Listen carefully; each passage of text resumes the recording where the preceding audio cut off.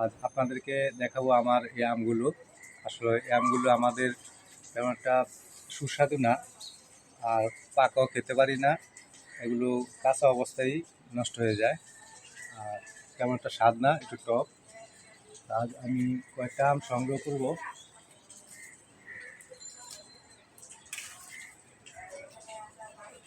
এই যে আমটি, এটা আসলে অনেক বড় হয়, প্রায় 1 কেজি ওজনের, আর কালারটা খুব সুন্দর হয়, এরকম লাল এবং গ্রিন কালার, দেখতেও খুব সুন্দর লাগে।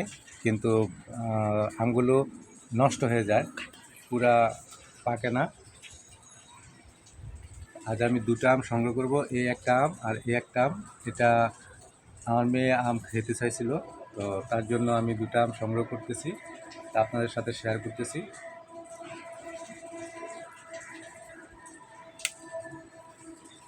এই যে দেখেন, এই আমগুলো এক একটা 1 কেজি ওজনের হয়, কিন্তু ভাগ্য আমাদের খারাপ, আমগুলো পাকা খেতে পারি না।